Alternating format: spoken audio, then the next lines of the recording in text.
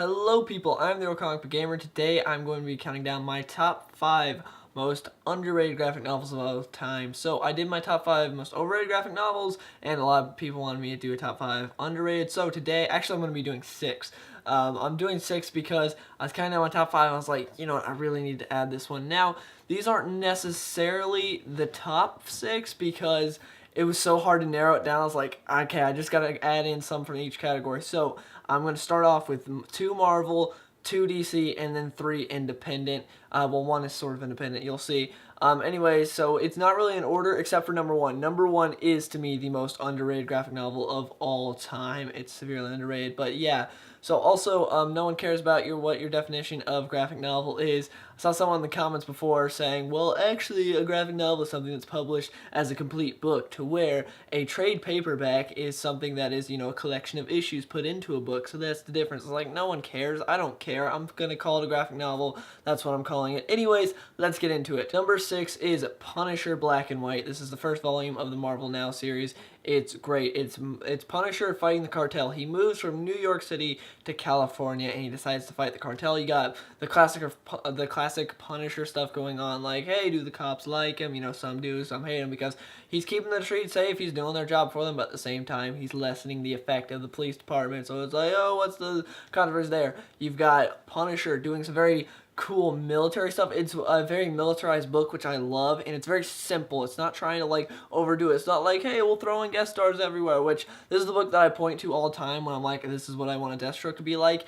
a Deathstroke book to be like, because modern day Deathstroke has just been trying to throw guest stars in everywhere, just like, hey, buy the book, to where Punisher is just like, no, everything feels very natural, and it's cool just seeing him going up against the cartel. And then you will see guest stars come in, like Electro plays a really cool part in it, and you probably never thought of Punisher versus Electro, but it's actually a really cool fight, and just the book is very grounded and awesome, and it's really cool seeing Punisher in a new environment. You should definitely check it out. The entire series is great. It only lasted 3 volumes, because then like Secret War and everything happened. Marvel Now didn't last very long, but it is great, and not enough people are talking about the Punisher Marvel Now series. It's really good. Next up is Wolverine Origins Volume 5, Deadpool. Now, I love this book.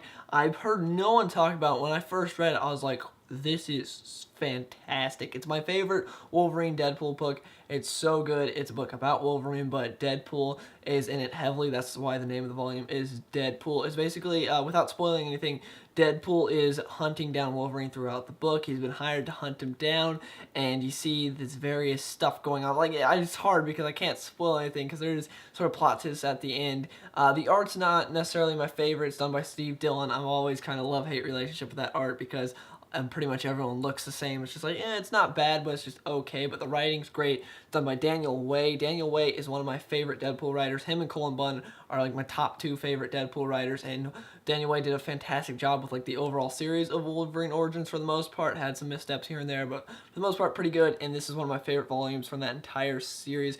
It's so good. You get to see a lot of things from Deadpool's perspective, like how crazy he really is, and like how he views Wolverine. It's really cool, and the dialogue between Deadpool and Wolverine is great, and his Logan is so good. I love Daniel Way's Logan. But anyways, definitely check it out. I don't know if you've ever heard of it before, because prior to reading this, when I read it like a couple years ago, I had never heard of it. I just picked it up because like, oh, Wolverine Deadpool, that looks interesting. I read it, it's like, okay, why has no one said anything about this before? It's so good and highly underrated. Now entering the DC territory, we are starting off with Green Arrow Road to Jericho. Now this is a collection of Green Arrow stories, and it's my favorite Green Arrow graphic novel of all time. And it's one of those books that no one really talked about, and it's got Deathstroke as the villain. A lot of stuff going on, not a whole lot spoiled. I've talked about a ton in my previous videos before, like in my Deathstroke videos, because to me, Judd Winnick writes the best villain Deathstroke, because for the most part, Deathstroke is an anti-hero. That's how Marv Wolfman intended him to be,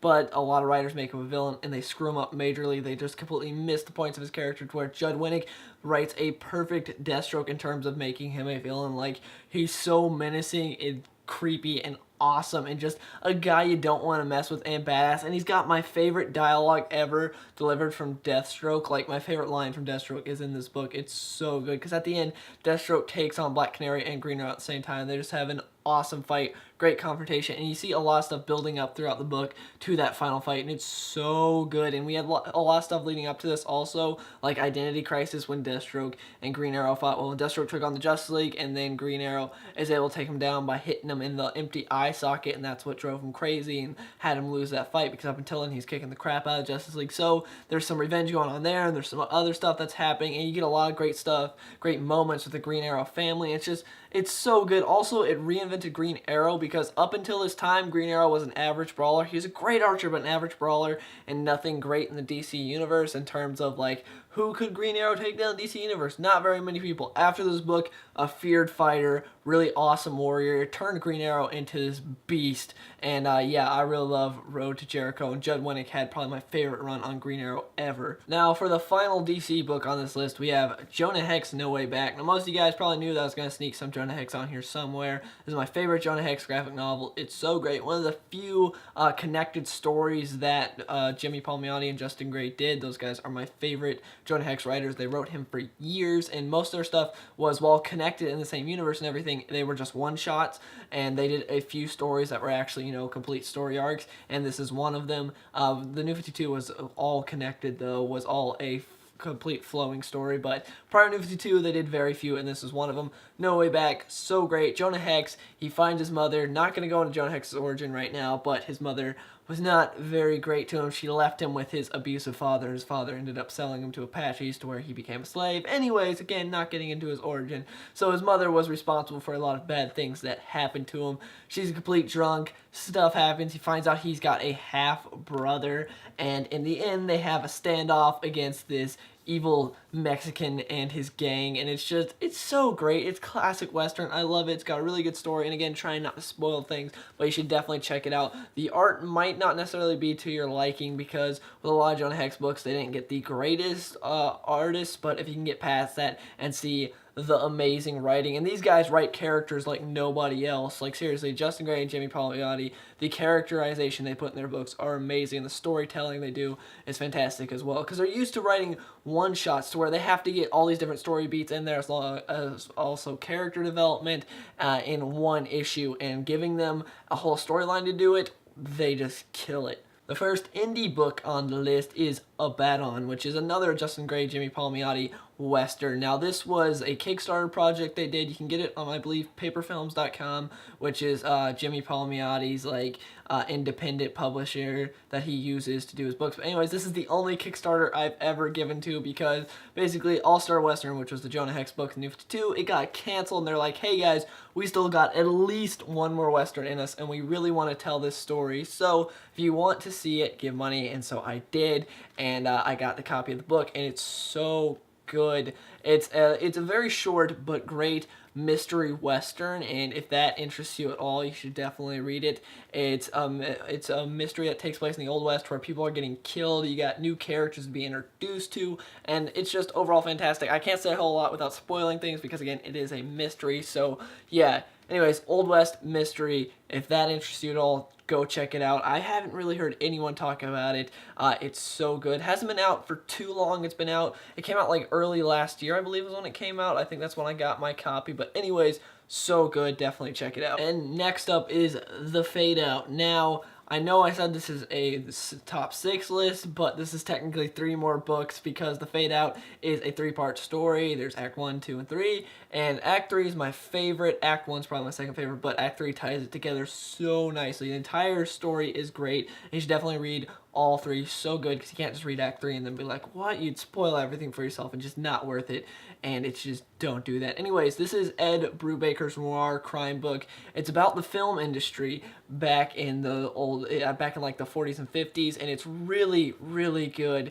I grew up watching like the old Bob Hope movies and stuff like that, so it's really cool to like see this stuff, because I grew up watching The Thin Man, Road to Bali, and stuff like that, and so seeing the behind the scenes of this stuff and having a mystery takes place. Basically, without spoiling anything, what happens is the screenwriter got drunk, passed out, like they had a party, you know, it was for the movie, they're having a party. He went got drunk with like this actress. He wakes up, she's dead because you know he was just passed out drunk. She's dead. He's got to figure out what's going on. The studio's trying to cover it up. He's like, who killed her? Why does the studio want to cover it up? What's going on? And without spoiling anything, that's the basic premise. So much stuff, other stuff is going on. It's very basic, and if you guys like Ed Brubaker, definitely check it out. This is, to me, his best work, and he's done some great stuff. He had a legendary Captain America run. He did some great stuff with Winter Soldier, and yeah, definitely check out The Fade Out. It's so good. It's one of my favorite mystery books, and if you guys can't tell already, I really love mystery books, and this one has a great one. How it ends is just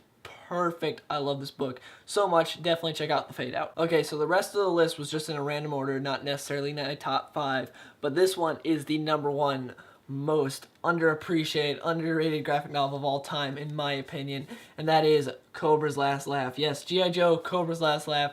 This book, so good. It's huge, too. It's pretty big. It's like, it's almost the size of Watchmen, not quite, but it's like around that area. It's a big book, a long read. So good, though. Definitely worth it. And it's a bit expensive for a graphic novel, though. I think it's like $35 on Amazon, but it is so worth it. It's great. I heard hardly anyone talk about it. I just am a big G.I. Joe fan. I read a lot of the comics, and so when I saw this, I was like, okay, I need to check it out, because there were like 5 reviews for it on Amazon. Everyone was like, read it. It's amazing. So I read it, and they were right.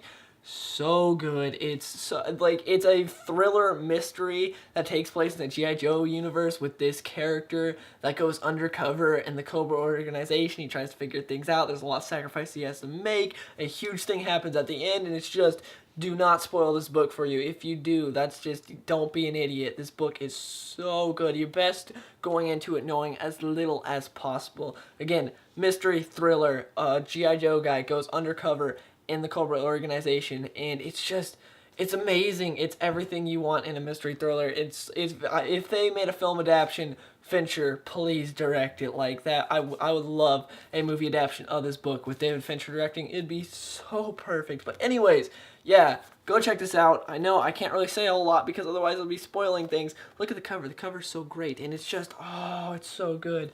And like the art's good, but not fantastic. I like the art, but it's not like the best. If you can see it right there, focused camera. Anyways, yeah, that's my #1 most underrated graphic novel, Cobra's Last Laugh. There you go, right there. It's so good. Actually, I think it's like upside down the camera. I don't know. Either way, it's amazing. Please read it. More people need to read it. It's fantastic. If you ever see it at your local comic shop, pick it up. What is the retail price? The retail price, okay, it's expensive. Retail price $50. But I got it on Amazon for like $30. So yeah, definitely read it. Huge book, worth your money. Fantastic. One of my favorite graphic novels of all time, and you're doing yourself a disservice by not reading it if you are a fan of comics. Anyways, those are my top 6 most underrated graphic novels of all time. Please let me know in the comments below, what are you guys' top 6 or 5 or whatever most underrated graphic novels. What are some of your most underrated graphic novels? Graphic novels that you love but you don't see getting the love and attention they deserve. Please let me know in the comments below, and if you enjoyed this video, please give it a like.